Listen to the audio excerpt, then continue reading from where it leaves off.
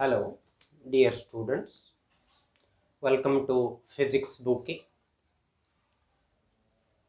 हम previous videos में unit characteristics of unit, derived unit, fundamental unit, some prefixes with powers of 10 we have discussed. ये तीसरा video है measurement chapter का। ये वीडियो में हम डिस्कस करेंगे dimensional analysis, dimensional formula, dimensional equation, ये सब के बारे में डिस्कशन करेंगे। तो हमारा आज का टॉपिक है dimensional analysis.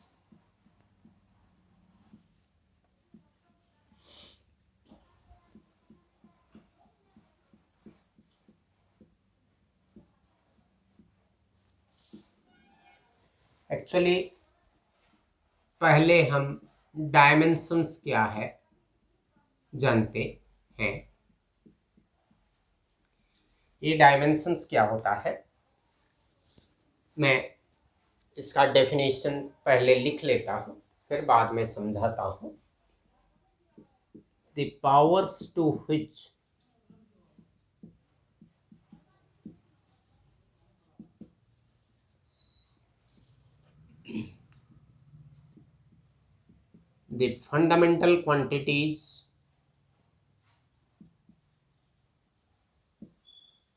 the fundamental quantities are raised to express a physical quantity,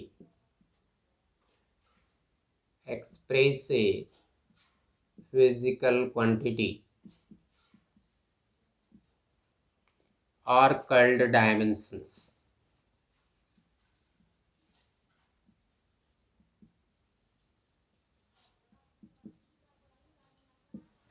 ये है डेफिनेशन।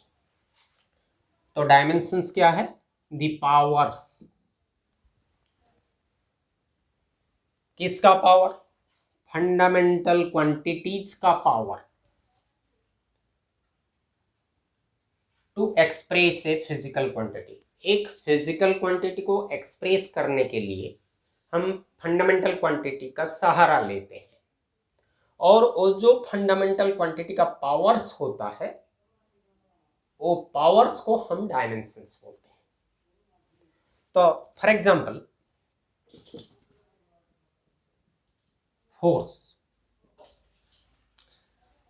फोर्स एक डिराइव्ड क्वांटिटी है। हमारा फंडामेंटल क्वांटिटीज में क्या क्या है? Mass, length, time, electric current, temperature, luminous intensity, amount of substance और क्वांटिटी ऑफ मैटर। तो फोर्स एक डिराइव्ड क्वांटिटी है। तो कोई भी फिजिकल क्वांटिटी दिया हुआ है तो पहले उसको हम फंडामेंटल क्वांटिटी के टर्म में एक्सप्रेस करेंगे। तो फंडामेंटल क्वांटिटी के टर्म में एक्सप्रेस करने से ये हो जाएगा मास इनटू एक्सेलरेशन।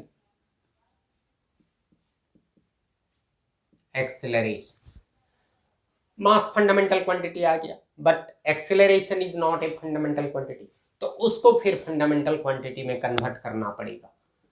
तो mass into velocity divided by time. हमारा velocity divided by time is acceleration. Time is fundamental quantity, mass fundamental quantity, but velocity is not a fundamental quantity, तो उसको फिर से कन्वर्ट करना पड़ेगा। तो मास इनटू वेलोसिटी क्या है? Displacement by time. तो वेलोसिटी हमारा डिस्प्लेसमेंट बाय टाइम है, फिर ये टाइम है, तो ये हो जाएगा ये वेलोसिटी का डिस्प्लेसमेंट बाय टाइम और ये टाइम, तो ये टाइम स्क्वायर बन जाएगा। तो अभी मास, टाइम, डिस्प्लेसमेंट एक लेंथ है, तो मास, लेंथ और टाइम के हिसाब से फोर्स को हम एक्सप्रेस करेंगे। तो मास का पावर कितना है?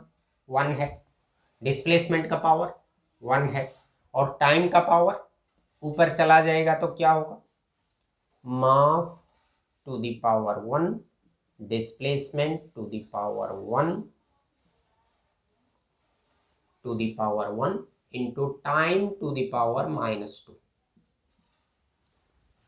तो 1 1 -2, सो फोर्स का डायमेंशन होगा 1 इन मास, 1 in length, -2 in time. 1 in mass, 1 in length, -2 in time। So 1 1 -2, ऐसे ये डायमेंशंस है। और फोर्स का डायमेंशनल फार्मूला है, dimensional formula for force is m to the power 1, l to the power 1, t to the power -2। हम ऐसे लिख सकते हैं और ऐसे भी लिख सकते हैं, m1 l1 t -2, ऐसे भी लिख सकते हैं। ये हो गया फार्मूला। और डायमेंशनल इक्वेशन कैसे लिखेंगे? डायमेंशनल इक्वेशन, ये डायमेंशनल फार्मूला, फिर डायमेंशनल इक्वेशन हम लिखेंगे force is equal to m1 l1 t -2। ये हो गया डायमेंशनल इक्वेशन, ये फार्मूला और ये डायमेंशन। समझ में आया? तो अभी कुछ फिजिकल क्वांटिटीज का हम डायमेंशनल फार्मूला निकालेंगे, और जब चैप्टर पढ़ते जाएंगे वहाँ जो फिजिकल क्वांटिटीज के एक्रस में आएंगे, जो चैप्टर में जो फिजिकल क्वांटिटी होगा उसका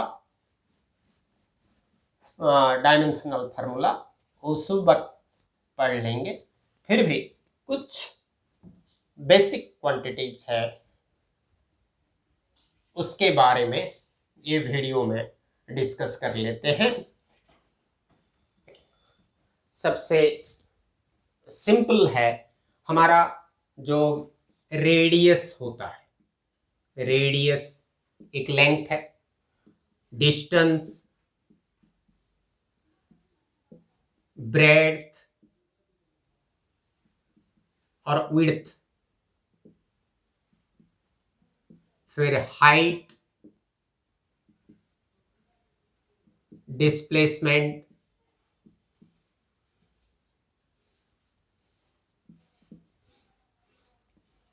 हमारा लेंथ ऑफ द आर्क,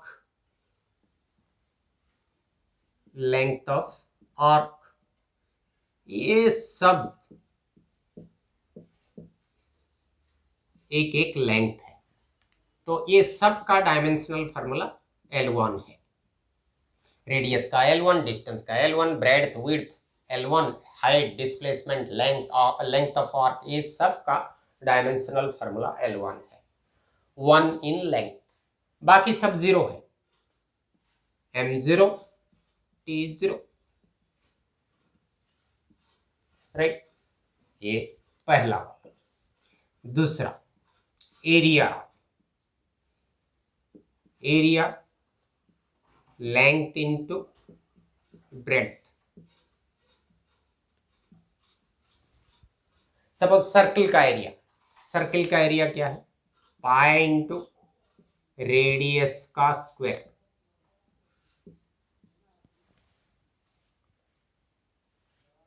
तो कोई भी एरिया ले लो, ये दो लेंथ का मल्टीप्लिकेशन है। ये पाए तो एक कांस्टेंट क्वांटिटी, रेडियस का स्क्वायर मतलब रेडियस इंटू रेडियस, सो दो लेंथ का मल्टीप्लिकेशन है। तो ये हो जाएगा L इंटू L, तो ये हो जाएगा L स्क्वायर। सो एरिया का डायमेंशनल फार्मूला होगा एल स्क्वायर, और ये इक्वेशन डायमेंशनल इक्वेशन होगा एल स्क्वायर, और we can write it as m0 L2 T0, right. ये हो गया एरिया का। फिर वॉल्यूम, हमारा वॉल्यूम है length into breadth into height. So तीन ठो लेंथ का मल्टीप्लीकेशन है, length length length, L L L, तो ये बन गया एल क्यूब। सो ये हो गया m0 L3 T0। So this is the dimensional formula for volume, volume का हो गया। फिर चौथा डेंसिटी। डेंसिटी क्या है? मास पर volume, mass divided by volume. Mass, ये डेंसिटी डिफरेंट सब्सटेंसेस का डिफरेंट डेंसिटी होता है, तो ये mass divided by volume, volume बढ़ेगा मास बढ़ेगा, तो मास और by volume it remains a constant for a particular material. So mass का डायमेंशनल फार्मूला है m1, वॉल्यूम का L3, तो ये हो जाएगा m⁻1 L⁻³ और हमारा t तो नहीं है यहाँ, so we can write T0। This is the dimensional formula for density. और नेक्स्ट आते हैं हमारा वेलोसिटी। ये पांचवा वेलोसिटी। वेलोसिटी है डिस्प्लेसमेंट डिवाइडेड बाय टाइम। तो डिस्प्लेसमेंट एक लेंथ है L1, टाइम T1, तो क्या हुआ L1 T-1, m तो नहीं है, सो m0। This is the dimensional formula for velocity. Similarly speed, speed क्या है? Distance by time, distance by time. ये डिस्टेंस और डिस्प्लेसमेंट में कुछ अंतर है, वो आगे जब पढ़ेंगे स्केलर वेक्टर उस वक्त पढ़ लेंगे। तो ये शॉर्टेस्ट डिस्टेंस, दो पॉइंट के बीच में शॉर्टेस्ट डिस्टेंस को डिस्प्लेसमेंट बोलते हैं। सो डिस्टेंस बाय टाइम, तो इसका भी m0 L1 T-1। तो स्पीड और वेलोसिटी का डायमेंशनल फार्मूला सेम है। दो, ये एक वेक्टर क्वांटिटी है, ये एक स्केलर क्वांटिटी है, मगर उनका यूनिट सेम है और डायमेंशनल फार्मूला भी सेम है। डिस्प्लेसमेंट का यूनिट मीटर है, टाइम का यूनिट सेकंड है। सो मीटर पर सेकंड इसका यूनिट, मीटर पर सेकंड इसका यूनिट भी मीटर पर सेकंड। तो ये हो गया डिस्टेंस, स्पीड का और वेलोसिटी का। बाद में एक्सेलरेशन। एक्सेलरेशन क्या है? एक्सेलरेशन है rate of change of velocity.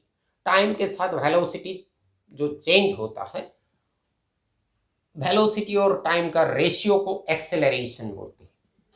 Velocity divided by time, actually it is change in velocity by time, that is average acceleration. और एक इंस्टेंटेनियस एक्सेलरेशन है, वो आगे पढ़ेंगे जब काइनेमेटिक्स में पढ़ेंगे। तो अभी याद रखते हैं वेलोसिटी डिवाइडेड बाय टाइम। तो वेलोसिटी का क्या है? m0 L1 T-1, m0 L1 T-1 और टाइम का है t। सो टाइम का t हो गया, इसको सिंप्लीफाई करने से m0 L1 T-2। So L1 T-2, 0 in mass, 1 in length, -2 in time. So acceleration का ये है डायमेंशनल फार्मूला। फिर फोर्स का तो हम निकाल चुके हैं, पहले से ही एग्जाम्पल के हिसाब से एक्सेलरेशन। तीसरा सातवां मोमेंटम। मोमेंटम क्या है? Momentum actually quantities of motion जो होता है उसको मेजर करता है। ये मोमेंटम दो फिजिकल क्वांटिटी का मल्टीप्लिकेशन है, मास और वेलोसिटी का। मास और वेलोसिटी ये दोनों का मल्टीप्लिकेशन हमको मोमेंटम देता है। मास बढ़ेगा तो मोमेंटम बढ़ेगा, वेलोसिटी बढ़ेगा तो मोमेंटम बढ़ेगा। तो मास का है m1 और वेलोसिटी का हम निकाल चुके हैं m0 l1 t-1। ये दोनों को मल्टीप्लाई कर लेंगे तो m1 l1 t-1। ये हो गया मोमेंटम का dimension. 1 1 -1, 1 in mass, 1 in length, -1 in time। ये मोमेंटम का। और एक क्वांटिटी है जो कि जिसका डायमेंशनल फार्मूला मोमेंटम के साथ सेम है, वो है इम्पल्स। ये इम्पल्स है फोर्स इनटू टाइम। कोई एक सब्सटेंस के ऊपर बहुत कम टाइम के लिए कुछ फोर्स एक्ट किया। सपोज एक बैट्समैन ने एक छक्का लगाया, बैट और बल के बीच में जो बहुत कम टाइम के लिए जो कंटैक्ट हुआ वो टाइम है, यहाँ पर वो टाइम को लिया गया है। और फोर्स, जितना फोर्स डाला बैट ने बल के ऊपर और जितने टाइम बैट और बल का कंटैक्ट हुआ वो टाइम है। तो फोर्स और टाइम का मल्टीप्लिकेशन हमको इम्पल्स देता है। फोर्स का डायमेंशनल फार्मूला है m1 l1 t-2 और टाइम का है t1। तो ये दोनों को मल्टीप्लाई कर लेते हैं तो हमको मिल जाएगा m1 l1 t-1। तो देखो ये मोमेंटम और इम्पल्स का डायमेंशनल फार्मूला सेम है। So momentum and impulse are dimensionally equal. ये हो गया मोमेंटम का। फिर नेक्स्ट लिखते हैं प्रेशर। प्रेशर क्या है? Force by area, force divided by area. हम फोर्स का डायमेंशनल फार्मूला निकाल चुके हैं, एरिया का भी निकाल चुके हैं। फोर्स का क्या है? m1 l1 t-2 और एरिया का है m0 l2 t0 और सिंपली l2 भी लिख सकते हैं। तो इसको सिंप्लीफाई कर लेंगे तो हमको क्या मिलेगा? m1 l-1 t-2। This is the dimensional formula for pressure।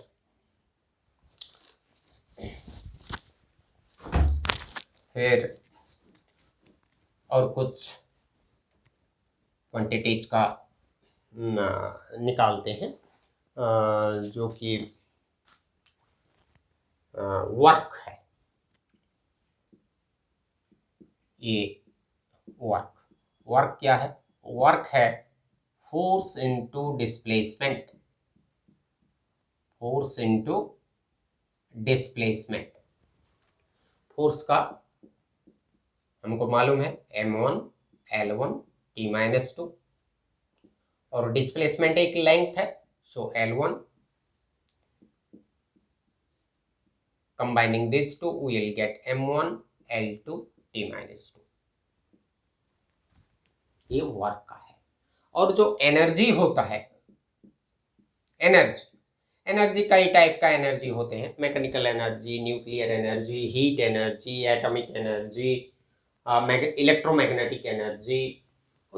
जिस टाइप का भी एनर्जी हो, एनर्जी, सभी एनर्जी का डायमेंशनल फार्मूला सेम है। एनर्जी क्या होता है? Energy is capacity of doing work. Capacity of doing work. तो वर्क का और एनर्जी का डायमेंशनल फार्मूला सेम होते हैं, क्योंकि जो कैपेसिटी होता है वर्क करने का, उसको ही एनर्जी बोलते हैं। सो एनर्जी और वर्क का डायमेंशनल फार्मूला सेम है। फिर नेक्स्ट लेंगे पावर। पावर पावर क्या होता है? Work done per unit time. एक सेकंड में तुम कितना काम कर सकते हो, कितना जूल का वर्क कर सकते हो। वर्क का यूनिट है जूल, फोर्स का यूनिट है न्यूटन, फोर्स का यूनिट न्यूटन है, और डिस्प्लेसमेंट का यूनिट बच्चों ये मीटर है। So newton into metre is work का यूनिट, और ये जो न्यूटन इंटू मीटर को हम बोलते हैं जूल, वर्क का यूनिट है जूल। जब वर्क एनर्जी पावर पढ़ेंगे उसका SI unit, CGS unit, gravitational unit ये सब पढ़ेंगे। तो अभी वर्क का यूनिट, एनर्जी का यूनिट सेम है, और पावर है हमारा work divided by time. Work का यूनिट जूल है, टाइम का यूनिट सेकंड है। तो यूनिट टाइम में हम कितना वर्क कर सकते हैं उसको पावर बोलते हैं। तो पावर का है m1 L2 T-2 और टाइम का है T1। तो इसको सिंप्लीफाई करेंगे तो m1 L2 T-3। ये हो गया पावर का यूनिट। फिर और कुछ 3-4 ठो फिजिकल क्वांटिटी का निकाल लेते हैं। फिर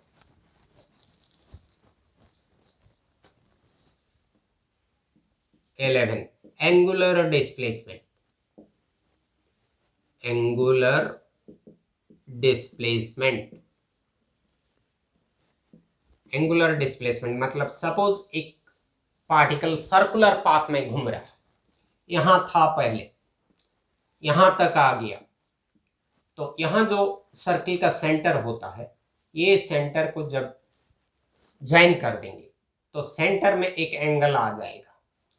तो P से Q तक जाने से, ये जो आर्क कवर करने से सेंटर में जितना एंगल फॉर्म होता है उसको एंगुलर डिस्प्लेसमेंट बोलते हैं। तो angular displacement means it is theta, angle made. और एंगल क्या है? Arc by radius, length of the arc, length of arc by radius. Theta is equal to L by R, ये formula. P Q length L, और ये radius, suppose centre है वो radius, तो L का यूनिट क्या है? L1। रेडियस भी एक लेंथ है L1, तो क्या हो जाएगा? L0। So it is dimensionless, angle is dimensionless, but it has unit. Angle has unit, though it has no dimensions, it has unit. Unit नहीं होने से डायमेंशन नहीं होता, मगर डायमेंशन नहीं होने से यूनिट हो सकता है, नहीं हो सकता है। हम इसको याद करना पड़ेगा। Angular displacement. फिर angular velocity. Angular velocity, angular velocity क्या है? Angular displacement by time. Angular displacement divided by time.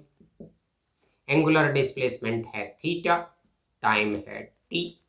Theta का डायमेंशन कुछ भी नहीं है, m1 L0 sorry m0 L0 T0, और टाइम का T1।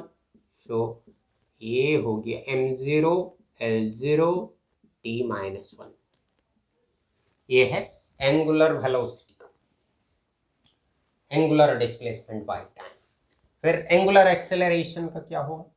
एंगुलर एक्सेलरेशन ये हो जाएगा angular velocity divided by time. तो एंगुलर वेलोसिटी का T⁻⁻1 डिवाइडेड बाय T, तो हमारा हो जाएगा m0 L0 T-2। ऐसे कई सारे फिजिकल क्वांटिटीज का हम जान लिए। और एक क्वांटिटी बोलता हूँ, एक है टर्क। जो कि रोटेशनल मोशन में आता है। सपोज एक ऑब्जेक्ट है, ये इसके ये एक्सिस, ये एक एक्सिस है, इसके चारों तरफ घूम रहा है, तो इसके ऊपर सपोज फोर्स एक्ट कर रहा है एफ, और यहां से जो एक्सिस से इसका डिस्टेंस है आर, तो ये torque is equal to force into length of the lever arm. ये जो लेंथ को आर बोलते हैं, तो फोर्स इनटू लेंथ, फोर्स का क्या है m1 L1 T-2 और लेंथ का है L, तो ये हो जाएगा m1 L2 T-2। ये किसके साथ सेम है बच्चों? ये वर्क का डायमेंशनल फार्मूला के साथ सेम है, एनर्जी का डायमेंशनल फार्मूला के साथ सेम है। सो वर्क, एनर्जी और टर्क का डायमेंशनल फार्मूला सेम है। तो ये कुछ फिजिकल क्वांटिटीज का डायमेंशनल फार्मूला है। हम इसको प्रैक्टिस करेंगे, याद रखेंगे, फिर ये आगे काम में आएगा। ये वीडियो में इतना ही। बाय।